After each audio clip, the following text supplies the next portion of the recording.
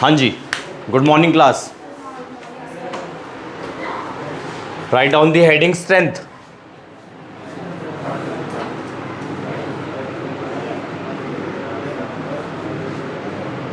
ठीक है, strength heading डालो। आज का टारगेट हमारा क्या है? सारी कॉन्सेंट्रेशन टर्म्स खत्म करने का। ठीक है, लास्ट क्लास के अंदर हमने क्या डिस्कस करा था, कुछ याद है? फ्राइडे को हमने कुछ पढ़ा था, याद है आप लोगों को? तो बताएं। हाँ, मोलैरिटी ऑफ मिक्सिंग के केसेस हमने देखे थे। मोलैरिटी ऑफ मिक्सिंग का फॉर्मूला हमने देखा था, जिसके लिए हमने क्या डिस्कस करा था? Formula M1V1। पहले molarity of equation M1V1 is equal to M2V2। ठीक है, जिसे हम लॉ ऑफ डाइल्यूशन में बोलते हैं। सबसे पहले हमने मोलैरिटी ऑफ इक्वेशन पढ़ा था। सबसे पहले हमने मोलैरिटी ऑफ इक्वेशन पढ़ा था।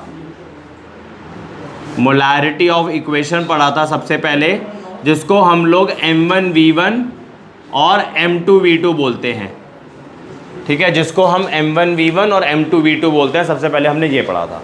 उसके बाद हमने मोलैरिटी ऑफ मिक्सिंग के केसेस देखे थे, जिसके अंदर हमने दो सॉल्यूशन को मिक्स करा था, दो नहीं इनफैक्ट तीन सॉल्यूशन को मिक्स करा था और रिजल्टेंट मोलैरिटी का फॉर्मूला बनाया था। तो लिख लेते हैं वो भी। MR means resultant molarity is equal to M1V1 plus M2V2 plus M3V3 divided by V1 plus V2 plus V3। ठीक है, और एक और फॉर्मूला हमने देखा था, molarity of mixing with dilution. एक और फॉर्मूला हमने देखा था, molarity of mixing with dilution. उसके अंदर मुझे कुछ नहीं करना है।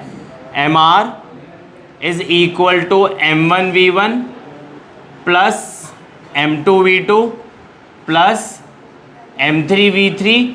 डाइल्यूशन के अंदर से वॉल्यूम बढ़ जाएगा, V1 plus V2 plus V3 और ये V4, और इस पर कुछ क्वेश्चन देखे थे।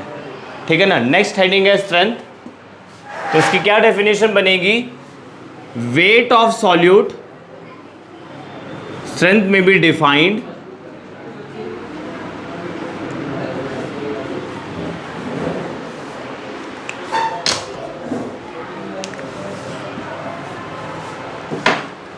strength may be defined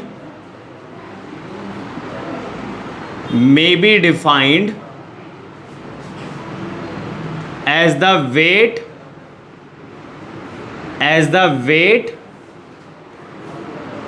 of solute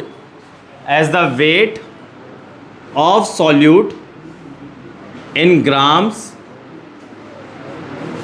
present in 1 liter of solution।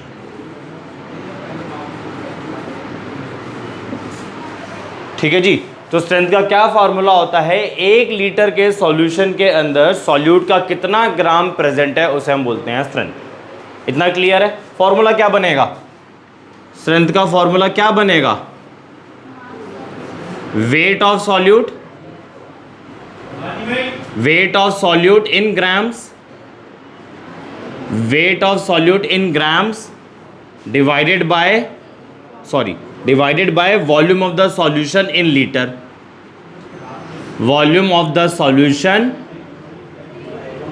In litre.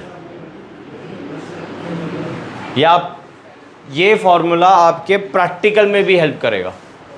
वो जो दो एक्सपेरिमेंट्स हैं आप लोगों के पास, वॉल्यूमेट्रिक एनालिसिस के दो एक्सपेरिमेंट्स हैं, मोर सॉल्ट वर्सेस KMnO4 और ऑक्सैलिक एसिड वर्सेस KMnO4, तो वहाँ पे भी स्ट्रेंथ कैलकुलेट की जाती है।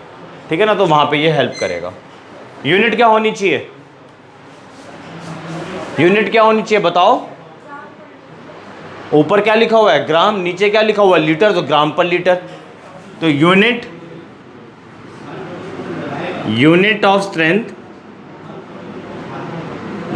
ऑफ स्ट्रेंथ हो जाएगी आपके ग्राम पर लीटर। समझ आ गया? आगे बढ़े। नेक्स्ट हेडिंग डालो आप, रिलेशनशिप बिटवीन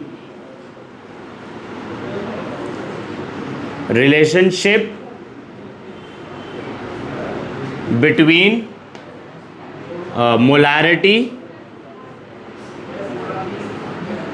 एंड स्ट्रेंथ।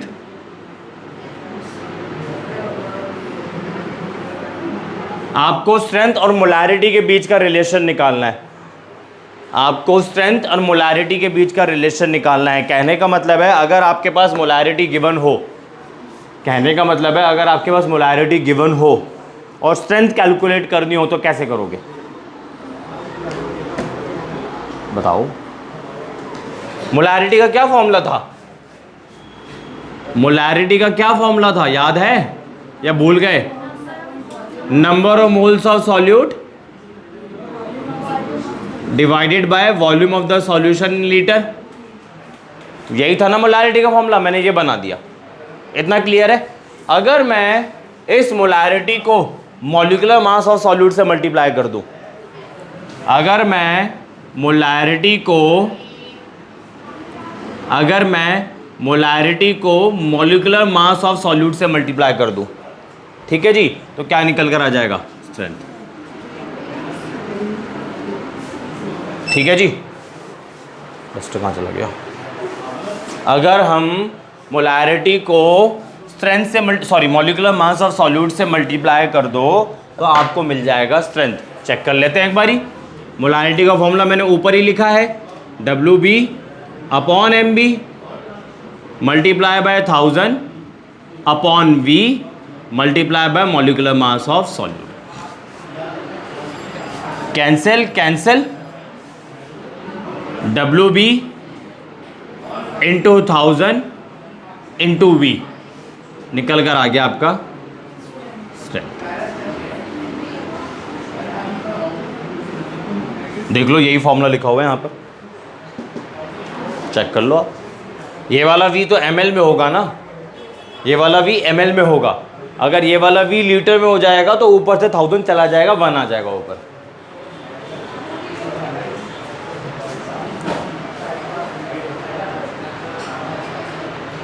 ठीक है जी, एक ये फॉर्मूला रह गया था, कवर कर दिया मैंने।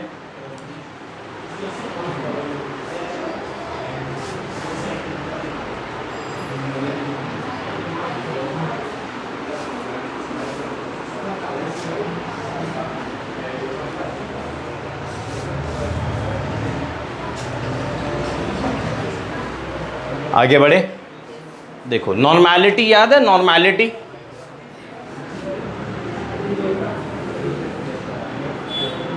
क्या पढ़ा था नॉर्मैलिटी के लिए हम लोगों ने? Number of gram equivalent of solute dissolved in 1 litre of the solution. 1 litre के सॉल्यूशन के अंदर सॉल्यूट के कितने ग्राम इक्विवेलेंट्स प्रेजेंट है उसे हम बोलते हैं नॉर्मैलिटी। ठीक है जी, तो नॉर्मैलिटी का फॉर्मूला क्या बनेगा? गिवन मास, ये बस रिवीजन करवा रहा हूँ, given mass upon molecular mass, इधर 1000 आ जाएगा, इधर V आ जाएगा, मल्टीप्लाई में n फैक्टर आ जाएगा। ये नॉर्मैलिटी था। ठीक है, जिस तरीके से आप लोगों ने मोलैरिटी इक्वेशन पढ़ी थी, लॉ ऑफ डाइल्यूशन, जिस तरीके से आप लोगों ने मोलैरिटी इक्वेशन पढ़ी थी जिसे हम लॉ ऑफ डाइल्यूशन बोलते हैं, in a similar way normality equation भी होती है।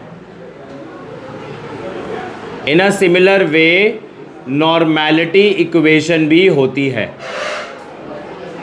ठीक है, जिसे हम लॉ ऑफ न्यूट्रलाइजेशन भी कह सकते हैं, लॉ ऑफ न्यूट्रलाइजेशन भी कह सकते हैं।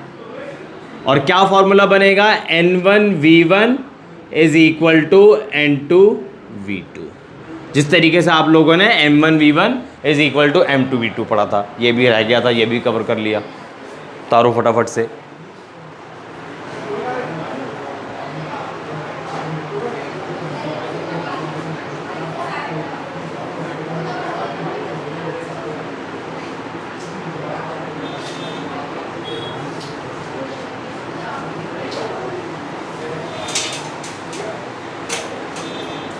आपको समझ आ रहा है? आगे बढ़े, अब क्वेश्चन करते हैं एनसीईआरटी का जो नॉर्मैलिटी पे बेस्ड है।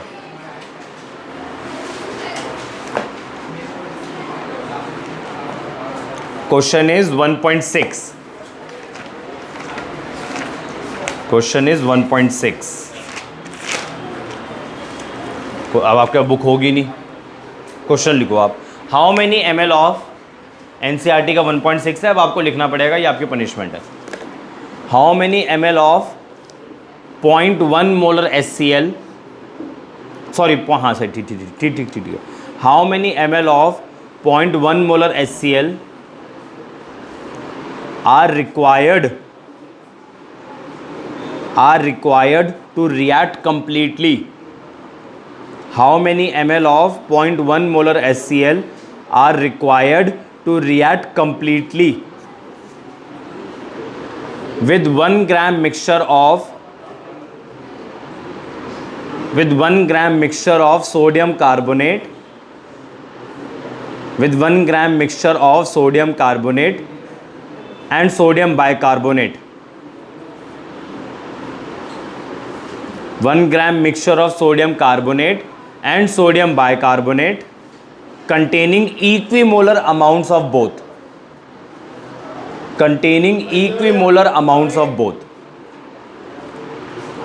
How many ml of 0.1 molar HCl are required to react completely with 1 gram mixture of sodium carbonate and sodium bicarbonate containing equimolar amounts of both.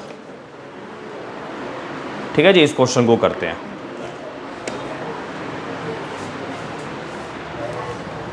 आप भी ट्राई कर सकते हो एक, जब तक मैं बोर्ड क्लीन कर लेता हूं। दिमाग लगाएं।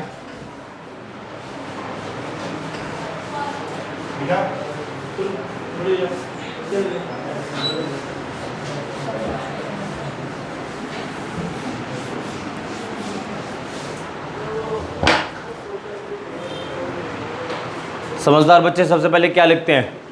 Given data. क्या क्या गिवन है? सबसे पहले तो एनसीईआरटी का क्वेश्चन चल रहा है,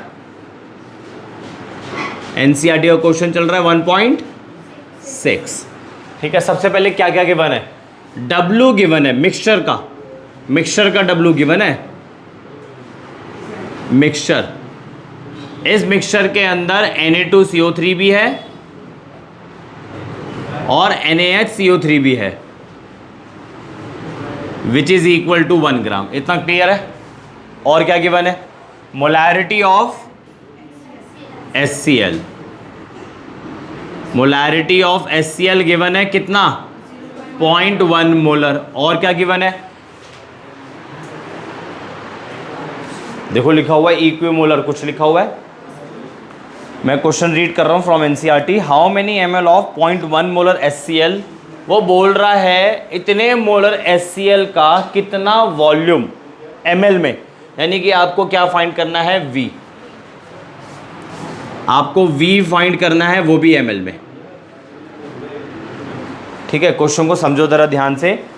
how many ml of 0.1 molar HCl, वो कह रहा है 0.1 मोलर HCl का कितना वॉल्यूम ml में are required to react completely with 1 gram mixture of sodium carbonate and sodium bicarbonate। वो कह रहा है अगर आप 1 ग्राम का sodium carbonate and sodium bicarbonate ले लेते हो, 1 ग्राम का सोडियम कार्बोनेट और सोडियम बाइकार्बोनेट ले लेते हो और इस मिक्सचर की रिएक्शन HCl से करवाते हो, HCl की मोलैरिटी दे रखी है आपको 0.1 मोलर, तो कितने वॉल्यूम की ज़रूरत पड़ेगी?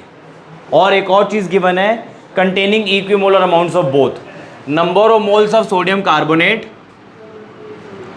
Number of moles of sodium carbonate और number of moles of sodium bicarbonate, दोनों बराबर है। इतना गिवन है। ठीक है, याद है मैंने आप लोगों को रिलेशन करवाया था नॉर्मेलिटी और, अभी लिखो नहीं, टाइम दूंगा वरना समझने में परेशानी हो जाएगी।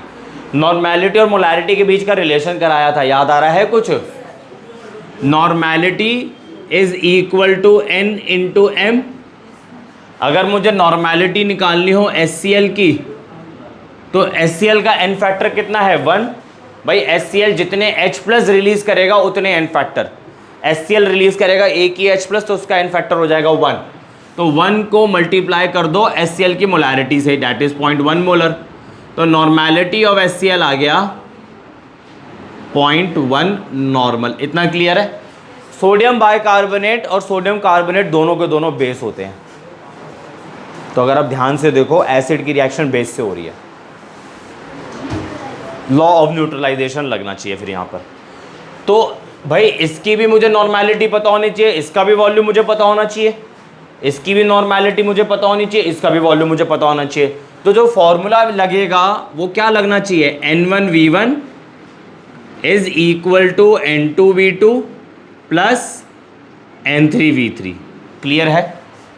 ठीक है जी। ये N1 HCl के लिए है और ये किसके लिए रख लो आप, Na2CO3 के लिए कर लो, ये किसके लिए कर लो आप, NaHCO3 के लिए कर लो। इतना समझ में आया? HCl की नॉर्मेलिटी गिवन है, HCl का वॉल्यूम तो निकालना है। क्या Na2CO3 की मोलैरिटी गिवन है? क्या वॉल्यूम गिवन है? सेम इधर भी कुछ गिवन नहीं है। इतना समझ में आया? देखो जरा आप, मुझे पता है नॉर्मेलिटी किसके इक्वल होता है, number of gram equivalent of solute divided by volume. यही होता है ना? बोलो। अगर मैं इस वॉल्यूम को यहां पे शिफ्ट कर दूं तो number of gram equivalent of solute, ठीक है जी। तो अब मैं इसको थोड़ा सा मॉडिफाई कर देता हूं, N1V1 is equal to number of gram equivalent of Na2CO3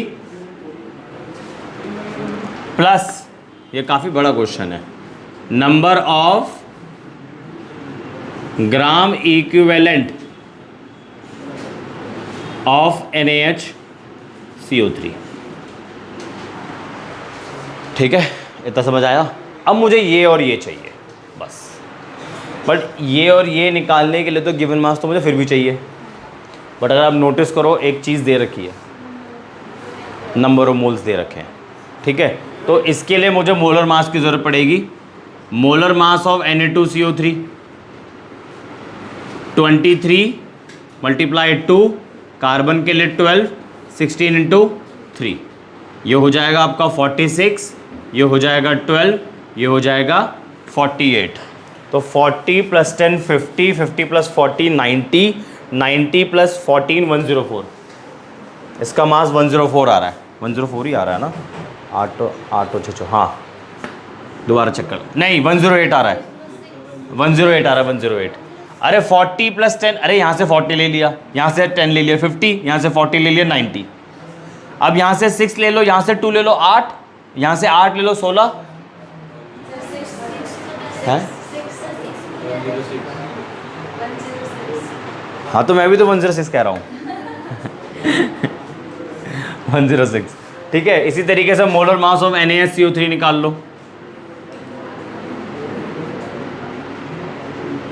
sodium is 23, hydrogen 1, carbon 12, oxygen 16 into 3। तो 23 प्लस 1 24, 24 में से 10 ले लो 34, 36, 36 प्लस 48 84। हाँ 84, दोनों के मोलर मास आ गए। इतना क्लियर है? ये बड़ा क्वेश्चन है भाई, गुम मत हो जाना क्वेश्चन के अंदर ठीक है, ये बड़ा क्वेश्चन है ये। अब देखो दोनों का वेट कितना है, दोनों का 1 ग्राम है। तो अगर मैं यहां लिख रहा हूं, ठीक है, अगर मैं Na2CO3 का वेट x लेट कर लूं, क्या हुआ, नहीं दिख रहा? अरे मतलब स्क्रीन में है ना, ठीक है, वो छोटी स्क्रीन है, आप उतनी दूर से देख रहे हो। बंदा जब फ़ोन को देखेगा तो दिखेगा, बड़ी स्क्रीन में दिखेगा, ठीक है। अगर आप इसका वेट x ग्राम लेट कर लो तो इसका कितना हो जाएगा, हाँ 1 माइनस एक्स, 1 माइनस एक्स। तो बस अब इधर लगाओ formula, Na2CO3 molar mass of Na2CO3 NaHCO3 molar mass of NaHCO3। ये कितना है, हमने x लेट करा है, ये कितना है 106, ये कितना है 1 माइनस एक्स, ये कितना है 84। जल्दी से एक्स के लिए कैलकुलेट करो, एक्स निकालो फटाफट से।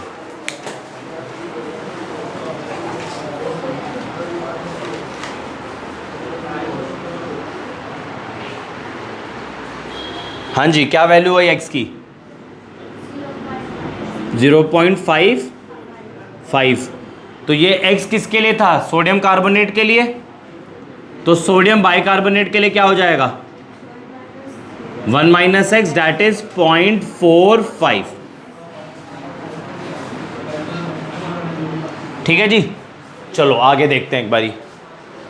सोडियम कार्बोनेट जब डिसोशिएट करेगा तो आपको 2Na+ देगा और CO3 2- देगा। मैं आपका नाम भूल गया, क्या नाम था? सिद्धांत भाई। सिद्धांत, आपको समझ आ रहा है? ठीक है, जब सोडियम कार्बोनेट डिसोशिएट करेगा तो ये देगा। मुझे एन फैक्टर अभी लिखने पे फोकस ना करो, देखो अभी ये क्वेश्चन बड़ा है, भूल जाओगे। ठीक है, सोडियम कार्बोनेट को जो आप डिसोशिएट करोगे तो ये आ रहा है। एन फैक्टर बता सकते हो कितना होगा? 0 होगा एन फैक्टर। OH-। सॉल्ट के लिए नहीं बताया था मैंने कुछ, एसिड के लिए बताया था, सॉल्ट के लिए, बेस के लिए बताया था। सॉल्ट के लिए क्या बताया था? टोटल चार्ज ऑन कैटायन या टोटल चार्ज ऑन अनायन। ठीक है, तो मुझे बताओ अनायन पे कितना चार्ज आपको नजर आ रहा है? आप बताओ भाई, अनायन पे कितना चार्ज नजर आ रहा है? -2, तो इसका एन फैक्टर 2 हो गया। ठीक है, सोडियम बाइकार्बोनेट Na+ और HSO3-। बताओ भाई एन फैक्टर क्या होगा? 1। एन फैक्टर मुझे चाहिए था, क्यों चाहिए था? क्योंकि नंबर ऑफ ग्राम इक्विवेलेंट कैसे निकालूं। ठीक है, चलो देखो, अब मेरे पास ये गिवन है, ये निकालना है, यही तो चाहिए, दो चीजें, तो इसी के लिए तैयारी कर रहा हूं। इतनी मेहनत इसी के लिए हो रही है। आप देखो क्वेश्चन कितना बड़ा, खत्म ही नहीं हो रहा, बोर्ड खत्म हो गया। तो देखो, नंबर ऑफ ग्राम इक्विवेलेंट कैसे निकालोगे? Number of gram equivalent of sodium carbonate कैसे निकालते हैं? Given mass upon equivalent mass. और इक्विवेलेंट मास कैसे निकालते हैं? Molar mass upon N factor, मतलब यहां पर एन आ जाएगा। अब सारी वैल्यू पुट करो। सोडियम कार्बोनेट के लिए डब्ल्यू कितना निकाला आप लोगों ने? 0.55। सही निकाला है ना? भरोसा कर रहा हूं मैं आप लोगों पर। Molar mass of sodium carbonate 106, N factor of sodium carbonate 2। ठीक है, इसी तरीके से number of gram equivalent of sodium bicarbonate is equal to W upon, अच्छा फॉर्मूला क्या ही लिखूं, ऊपर लिखा हुआ तो है, वैल्यू पुट कर देता हूं सीधा। सोडियम बाइकार्बोनेट का मास कितना है? 0.45, मोलर मास 84, एन फैक्टर 1। अब क्वेश्चन में कुछ भी नहीं बचा, अब सारी वैल्यू वहां पे पुट करो। नॉर्मेलिटी कितनी है HCl की? 0.1। वॉल्यूम निकालना है, ठीक, V1 निकालना है। Number of gram equivalent of sodium carbonate ये रहा 0.55 multiply by 2 divided by 106 plus number of gram equivalent of sodium bicarbonate 0.45 multiply by 184। बस अब इसे सॉल्व करना है, अब इसे सॉल्व करना है। सॉल्व घर पे करना था, बड़ा क्वेश्चन, एक खतरनाक क्वेश्चन था ये। अगर आप इसे करने बैठते तो नहीं होता आप लोगों से, वो हो जाता है, प्रैक्टिस करते चले जाओगे ना आप लोग तो चीज़ें ऑटोमेटिकली कनेक्ट होने लग जाती है। ये जल्दी से कॉपी करो। नेक्स्ट कॉन्सेंट्रेशन टर्म करेंगे parts per million, sorry parts per million parts.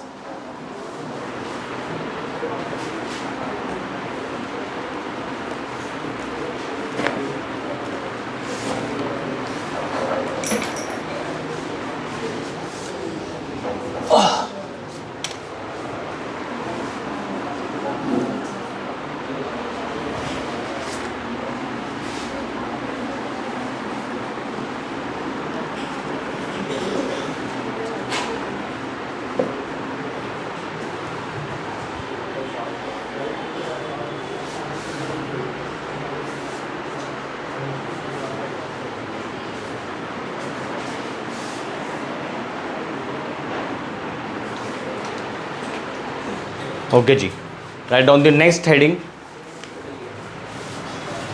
Parts per million parts per million parts, जिसको शॉर्ट फॉर्म में पीपीएम भी बोलते हैं। ठीक है, जिसे शॉर्ट फॉर्म में पीपीएम भी बोलते हैं। क्या फॉर्मूला बनेगा इसका? PPM parts per million parts is equal to weight of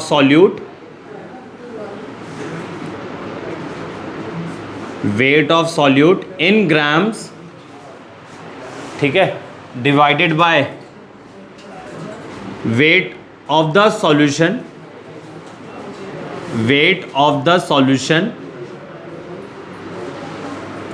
multiply by 10 की power 6।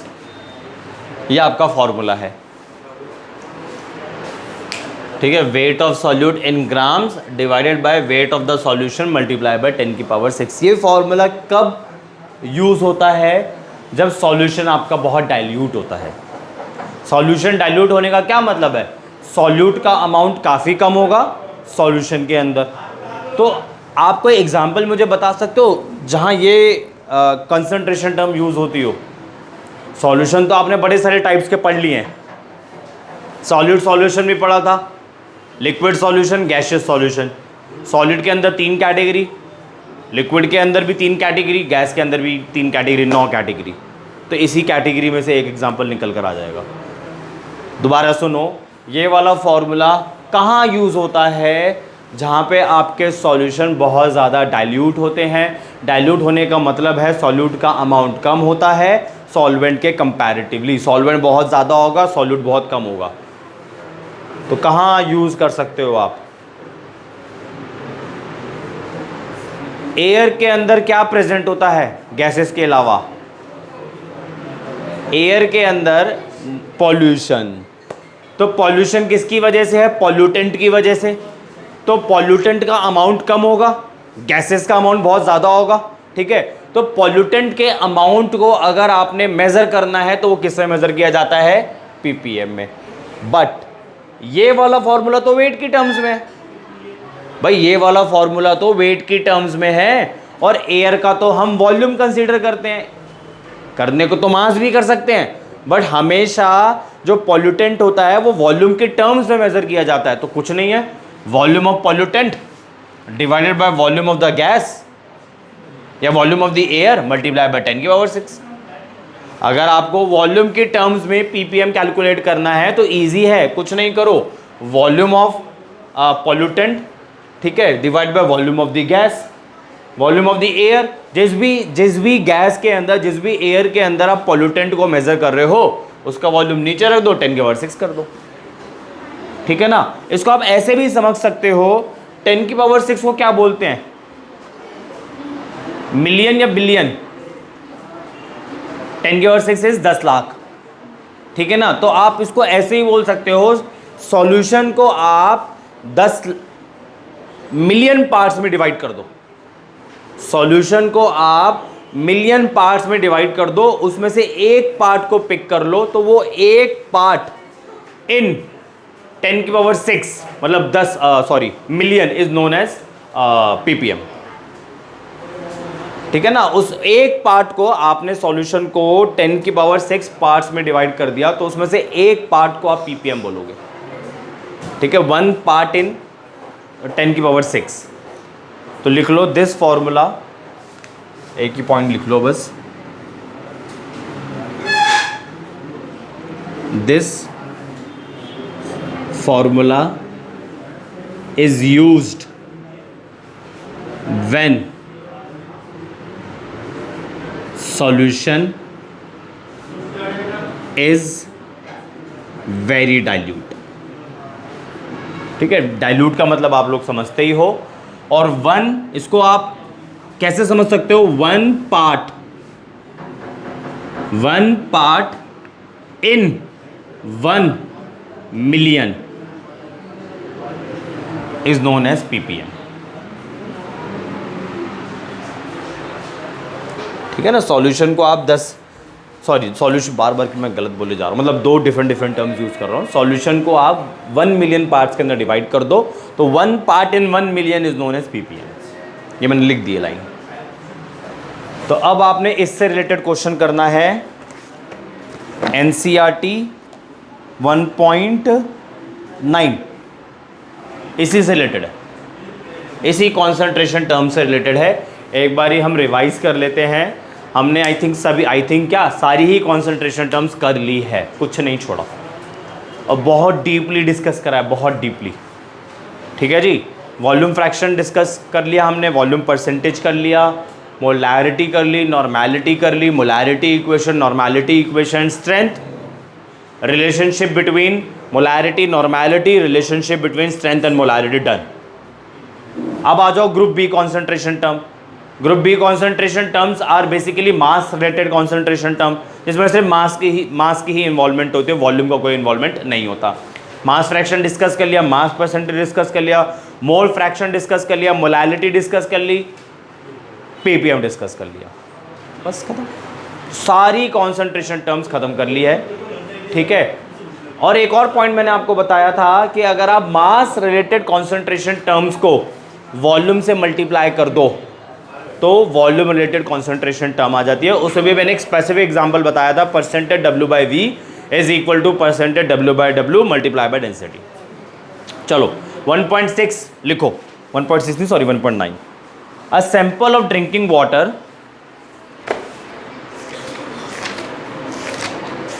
a sample of drinking water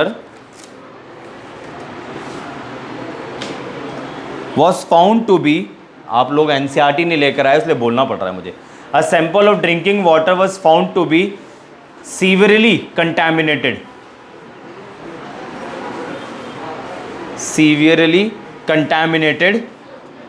with chloroform. A sample of drinking water was found to be severely contaminated with chloroform. Chloroform का formula आपको पता होगा, CHCl3, supposed to be carcinogen, supposed to be a carcinogen, full stop करके। the level of contamination was 15 ppm, the level of contamination was 15 ppm by mass.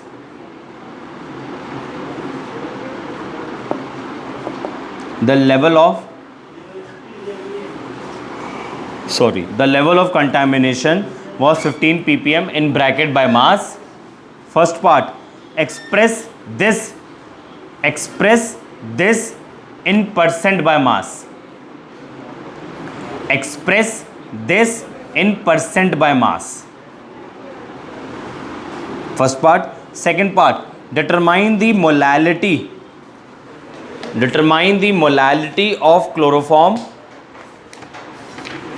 Determine the molality of chloroform in the water sample. Determine the molality of chloroform in water sample करो।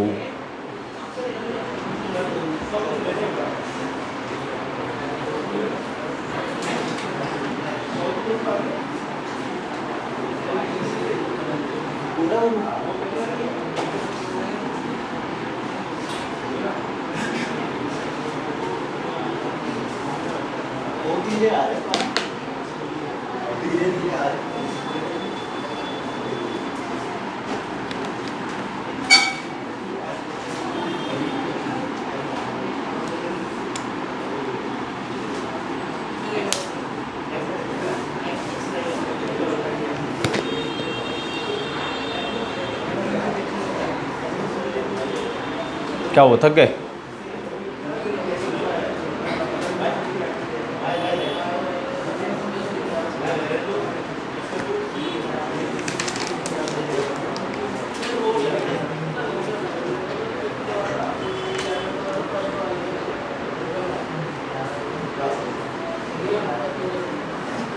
कराऊं? पहला part तो हो गया होगा, पर तुमसे पहला part भी ना हो।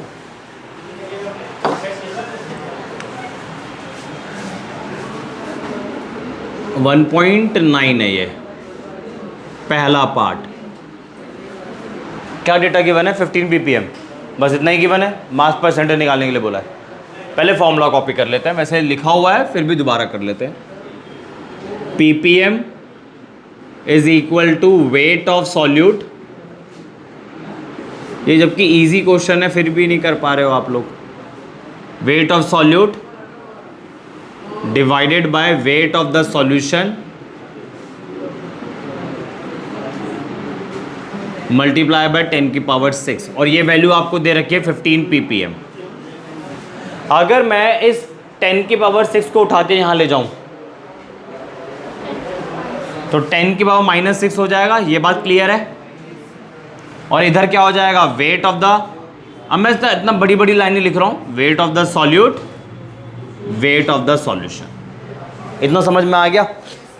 Multiply both side by 100।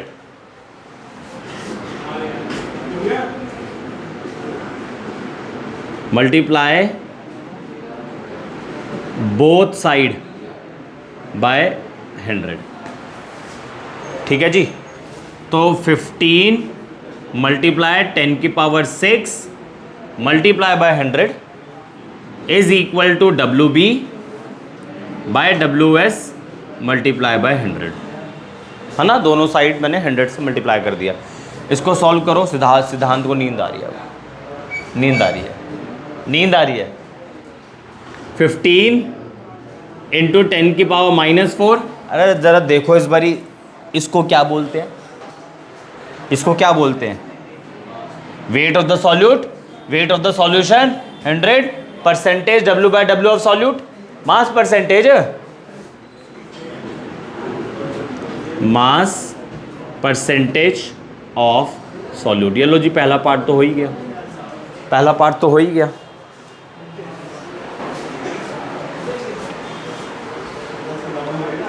पहला पार्ट तो हो ही गया।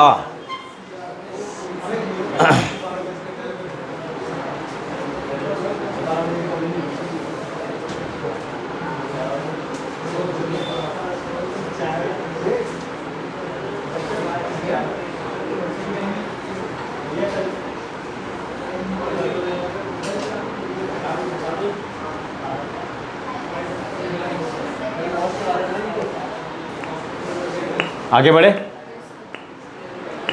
देखो यहाँ से, इसको यहाँ से पिक करते हैं सेकंड पार्ट के लिए। इससे पहले एक लाइन बताता हूँ। याद है आपको ppm? याद क्या, थोड़ी पुरानी ही बात है, बस थोड़ी सी पुरानी। मैंने आपको बोला था ये वाला फॉर्मूला कब आप यूज़ करोगे? जब सॉल्यूशन बहुत ज़्यादा डाइल्यूट होगा। डाइल्यूट होने का मतलब है सॉल्यूट का अमाउंट कम होगा, सॉल्वेंट का अमाउंट बहुत ज़्यादा होगा।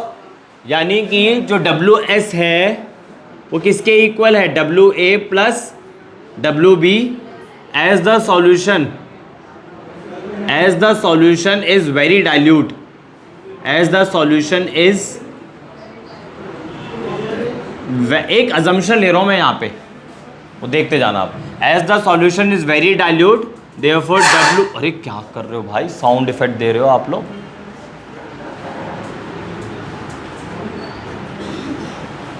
As the solution is very dilute therefore the value of, भाई समझ लो, पहले लिखने का टाइम दूंगा। WB की वैल्यू बहुत छोटी होगी WA से, तो मैं क्या इसको इग्नोर कर सकता हूँ? तो मैं कह सकता हूँ WS approximately equal to WA है, कह सकता हूँ। तो इसको मैं कुछ ऐसा लिख सकता हूँ,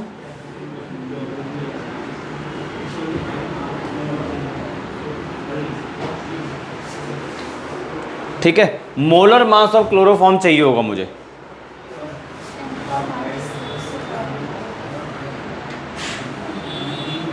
मोलर मास ऑफ क्लोरोफॉर्म मुझे चाहिए होगा। ये गिवन मास है, ये वेट ऑफ द सॉल्वेंट हो गया, बट ये वाला वेट ऑफ द सॉल्वेंट तो ग्राम में है, ये वाला वेट ऑफ द सॉल्वेंट तो ग्राम में है ना, और ये किस में है? ये गिवन मास, ये भी ग्राम में। अगर मैं इसको मोलर मास से डिवाइड कर दूं, न्यूमरेटर को, इस न्यूमरेटर को अगर मैं मोलर मास से डिवाइड कर दूं, ठीक है, और इसको 1000 से डिवाइड कर दूं, मेरी मोलैलिटी बन गई।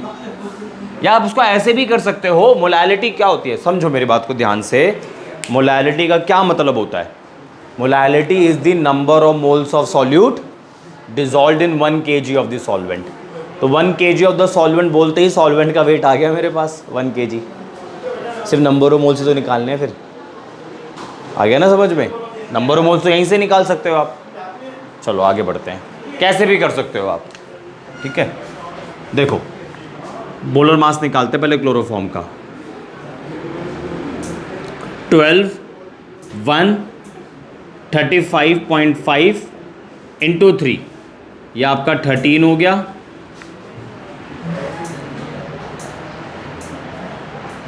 थ्री थ्री ज़ा 9, 3 5 ज़ा 15, 1 3 3 ज़ा 9, स्टेक हुई कुछ, 3 3 ज़ा 9, 3 5 ज़ा 15, 1 3 3 ज़ा 9, कुछ मिस्टेक हुई है। हाँ 35.5 होता है, वही कहूँ मास कम क्यों आ रहा है। 3 5 ज़ा 15, 1 3 5 15 16 1, अभी भी गलत लग रहा है मेरे को।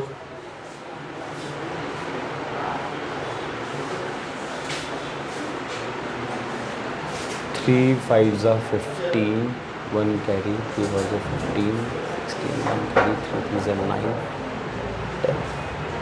अच्छा हाँ ठीक तो है, ये तो सिर्फ क्लोरीन का मास है ना। 106.5, तो ये हो जाएगा आपका 119.5। ठीक है आगे बढ़ते हैं, वहाँ जा रहा हूँ।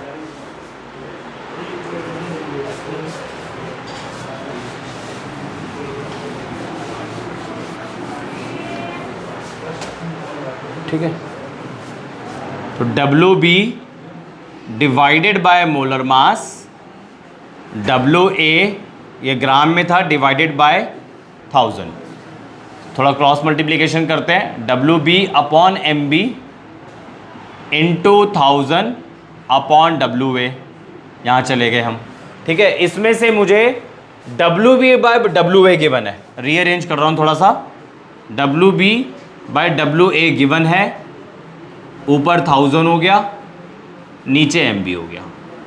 इसकी वैल्यू गिवन है 15 इंटू 10 की पावर -6, यहाँ 1000 हो गया, यहाँ 119.5 हो गया, आंसर आ गया। पहले मैंने इसको मोलर मास से डिवाइड करा, इसको 1000 से डिवाइड करा, रीअरेंजमेंट करा, फिर WB WA एक तरफ कर लिया, ये दोनों एक तरफ कर दिया। ये दोनों वैल्यू तो मुझे पता ही है, बस कर लो, करो पक।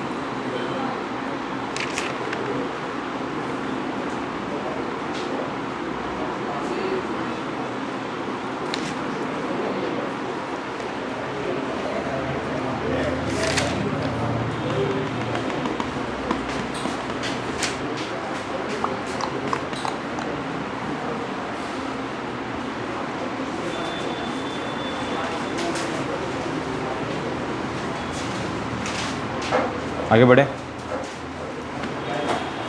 लास्ट टॉपिक कॉन्सेंट्रेशन टर्म का। लिखो स्पेशल फॉर्मूला का हेल्प करेगा आपको कहाँ पे, नीट JEE।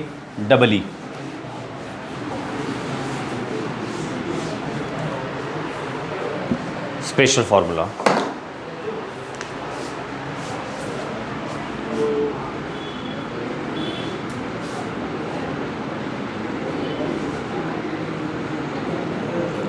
Special formula. अच्छा, आपको परसेंटेज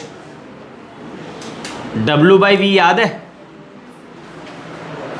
देखो मेरे भाई, ये याद है? कोई वैल्यू ले लेते हैं इसकी, 10%। ठीक, इसका क्या मतलब होगा by definition?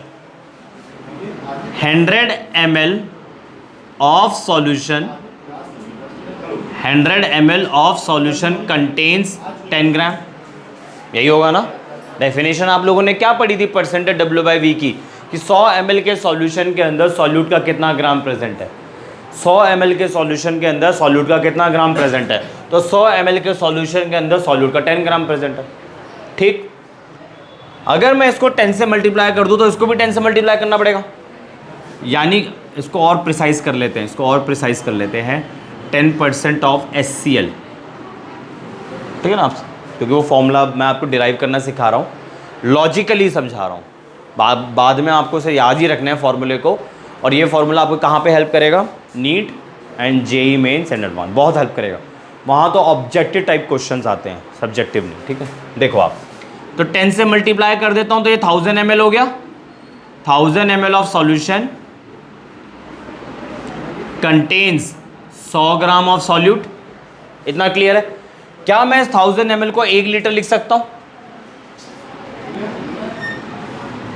1 litre of solution contains 100 gram of solute. इतना क्लियर है? अगर मैं इस 100 ग्राम को डिवाइड कर दूं मोलर मास से तो क्या आ जाएंगे? Number of moles. ठीक है, तो 1 litre of solution contains 100 divided by HCl का मोलर मास इज 36.5। तो यही तो मोलारिटी हो जाएगी, यही तो मोलारिटी हो जाएगी। तो फॉर्मूला देखो, अब फॉर्मूला बनाने जा रहा हूं। तो आपने मोलारिटी को कैलकुलेट करने के लिए क्या क्या करा है?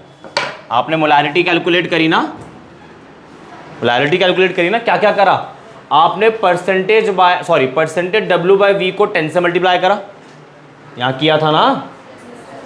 तो परसेंटेज W/V मल्टीप्लाई बाय 10, और बाद में आपने क्या करा? मोलर मास से डिवाइड करा, मोलर मास ऑफ सॉल्यूट। पहला फॉर्मूला ये है आपका स्पेशल फॉर्मूला, यही तो करा आपने। ठीक है, तो अगर आपके पास परसेंटेज W/V गिवन होगा और molar mass of solute given होगा, ये वाला फॉर्मूला यूज करो, टेंशन खत्म, मोलैरिटी आ जाएगी। चलो एक और चीज, इसी में मॉडिफिकेशन देखते हैं, इसी में मॉडिफिकेशन देखते हैं। आप लोगों ने पढ़ा था कि जो परसेंटेज बाय V होता है वो किसके इक्वल होता है? Percentage by percentage W/W multiply by density. इसको उठा के यहां पुट कर दो, molarity is equal to percentage W/W multiply by D into 10 divided by molar mass of solute. उतारो, ये पहला स्पेशल फॉर्मूला करा दिया, ये पहला स्पेशल फॉर्मूला करा दिया।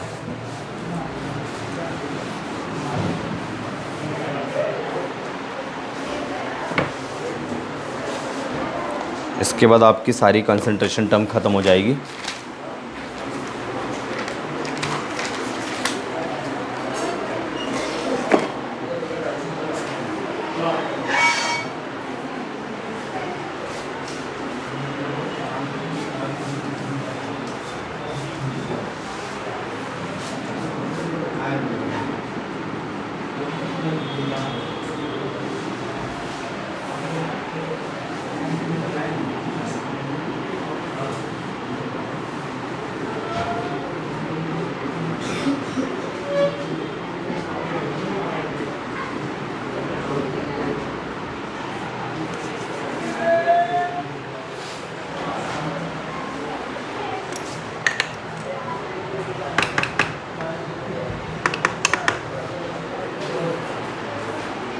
याद रखना, बार बार रिवाइज करते रहना।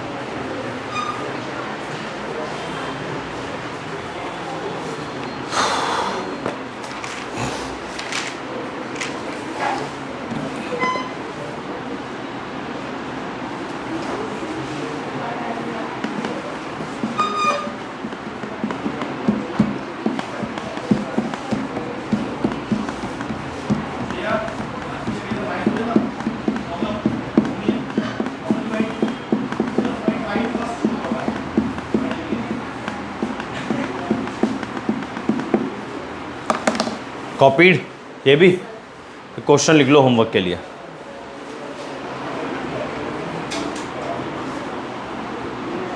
Mole fraction of iodine in benzene, mole fraction of iodine I2 की बात हो रही है, सिंगल I की बात नहीं हो रही है।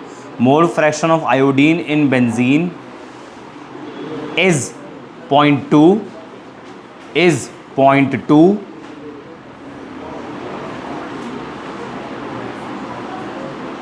if the density of the solution is 1.2 gram per ml, if the density of the solution is 1.2 gram per ml,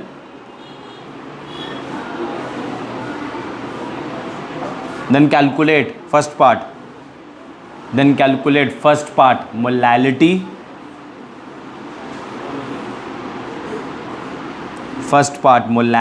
second part molarity, third part percentage W/W, fourth part percentage W/V। ये चारों चीज़ें calculate करनी है but using these special formula. 3 special formula आपको कराए हैं। First marker कहाँ गया,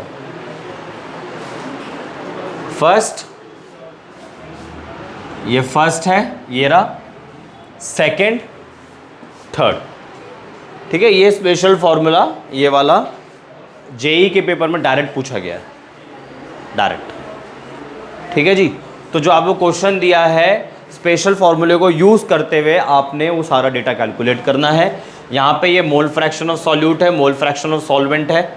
ठीक है, और इधर ये कैपिटल M मोलैरिटी है, मोलैरिटी, ये स्मॉल m मोलैलिटी है। यहाँ पे MB लिखा हुआ है मोलर मास ऑफ सॉल्यूट, यहाँ पे MA लिखा है मोलर मास ऑफ सॉल्वेंट। ठीक है जी, तो अब कॉन्सेंट्रेशन टर्म बहुत अच्छे से मैंने ख़त्म कर दी। ठीक है, सारी ख़त्म कर दी है।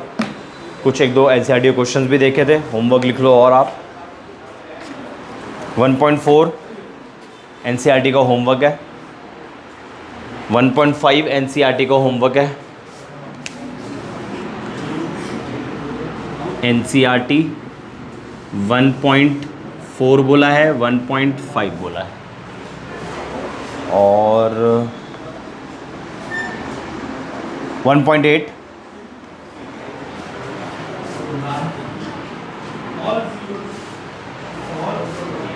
ठीक है जी। बस कल का टॉपिक होगा पहले इवेपोरेशन देन वेपर प्रेशर। ठीक है जी, that's all for today and for more chemistry videos subscribe my channel. Thank you.